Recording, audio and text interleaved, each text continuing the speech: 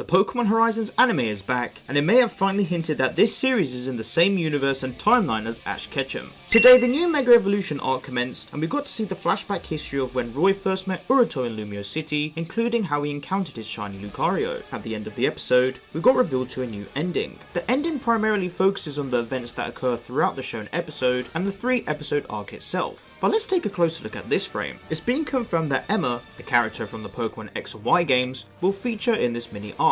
This frame is heavily related to episode 113, where Roy and Urito meet Emma for the first time. However, if we zoom in a little closer, there is another image that's been blurred. In the background of the restaurant, there is an image on the wall that shows Emma accompanied by a character and another Pokémon. You may not have noticed this at first, but if we inspect the image a little closer, then we can slowly notice that the supposed character is none other than Luca. This Pokémon is Krogan, a Pokémon that Luca owns. Luca is a character from the Pokémon anime and games, and he is also the guardian of Emma, who essentially adopted her and brought her up under his wing. What makes this even more interesting is that Luca has only been shown in the Ash Ketchum anime following that universe and timeline. So taking this into consideration, not only is Luca the first character shown from Ash Ketchum's anime universe and timeline to be in the Pokémon Horizons anime, but could it be that with his appearance, that maybe Pokémon Horizons is in the same universe and timeline as Ash Ketchum's anime? The biggest thing to consider is also the games, as seeing as he is accompanied by Krogan, and it could be that this is just referring to the games timeline, most notably being the Pokémon X and Y games. With Pokémon Legends ZA coming out next week, I can understand why they're probably throwing in some small game hints to relate to the canon universe of those games. Plus, in the Ash Ketchum's anime, we didn't get to see any Pokémon owned by Luca, and his Krogan has only been shown in the Pokémon Generation web series and those games. But I still find it quite interesting that Luca is the first character that was also shown in Ash Ketchum's universe and timeline to also be present in the Pokémon Horizons timeline. There's still a lot of uncertainty in regards to Pokémon Horizons being in the same universe and timeline as Ash Ketchum.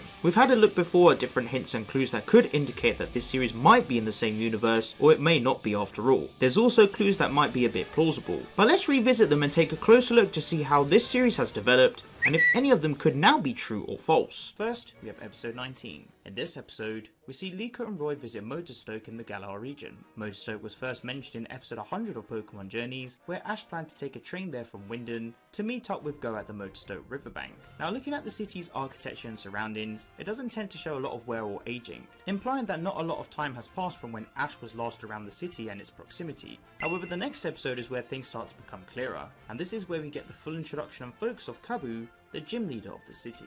Kabu never made an appearance in Pokemon Journeys, however other Galar gym leaders such as Bee, Alistair, Opal, Piers and Raihan did. Depending on the continuity of this series and the timelines, this could mean that Ash and Liko are both connected in the same timeline due to the presence of these characters that are still representing the league. Looking at Kabu as well, he doesn't seem to look any different to what his game counterpart looks like in terms of age, implying that maybe not a lot of time has passed as to when Ash was adventuring.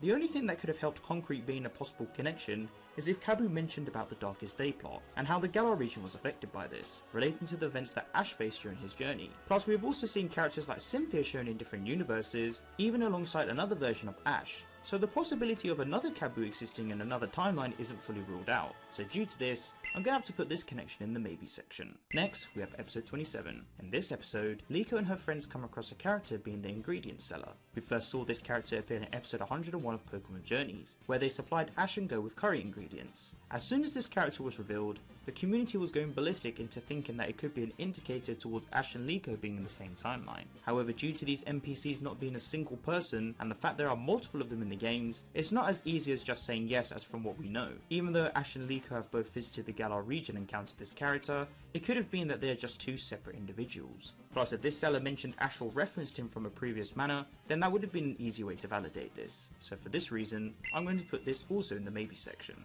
Moving on, we have Captain Pikachu. Besides being another strong Pikachu, there's one detail from this little guy that could imply that Liko is in a different universe to Ash. In episode 44, Freed and Spinal encounter each other for the first time. During their battle, Spinal ends up mocking Freed for using the Pokemon, questioning if Cap even has a chance. Instantly, this gives me the indication that Pokemon Horizons is in another universe, because after Ash's Pikachu helped him become world champion, a battle televised across the world of Pokemon and different regions, surely Spinal or even Freed would have vouched for Pikachu. Unless the explorers are so oblivious and underground about other world events, which I don't think they are, this proves that Cap was an element that could very much imply that Pokemon Horizons is in a different universe. Now let's talk about Lucius. Lucius is a very interesting character, and could play a huge part in proving that this anime series is in a different universe to Ash. Firstly, he is titled as the Ancient Adventurer, as Roy described him back in episode 4. It was then in episode 12 that we learned that Lucius gathered the 6 heroes, which are a group of ancient Pokemon, with 4 of them being legendary. Whilst I understand that Pokemon Horizons has adapted a new plot, surely you'd think that Ash would have even maybe got this plot associated with him in a special episode or movie, right? Plus, if Ash even knew about Lucius,